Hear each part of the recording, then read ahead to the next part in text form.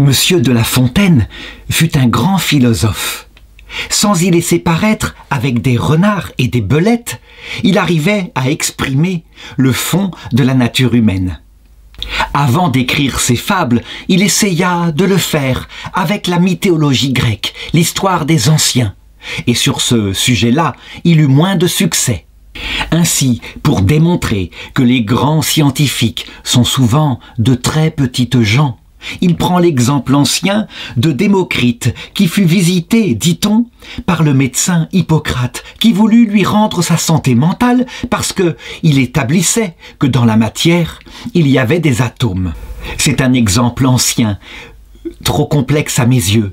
Je préfère prendre quelque chose de plus récent, comme par exemple ce médecin, le médecin Semmelweis. Et je voudrais montrer comment il lui arriva la même chose qu'à Démocrite.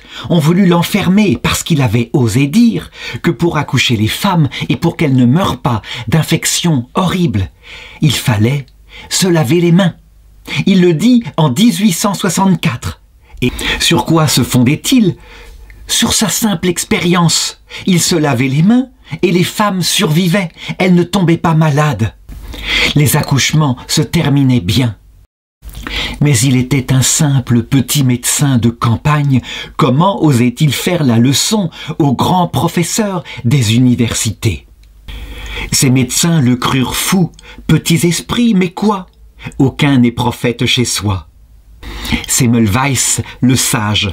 L'erreur alla si loin qu'on députa auprès de lui la faculté.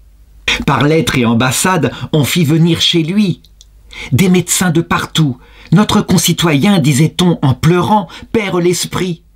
La lecture a gâté Semmelweis. Il dit qu'il faut se laver les mains. Non content de ce songe, il y joint l'hypothèse des microbes. Enfant d'un cerveau creux, invisible fantôme, et mesurant les cieux sans bouger d'ici-bas, il connaît l'univers et ne se connaît pas. Durant un temps, il débattait encore avec nous de la faculté, mais maintenant il estime qu'il a raison parce qu'il constate les effets de ce qu'il dit. La faculté vint donc le voir et le sanctionna durement.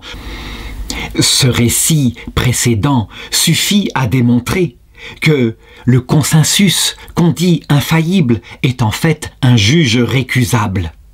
Et je pourrais en ces matières prendre 1000 autres exemples. Souvenons-nous de Wegener, qui osa dire que les continents, tels des bateaux, flottaient à la surface de la Terre et se déplaçaient tout doucement. Il eut raison, et le consensus n'y put rien.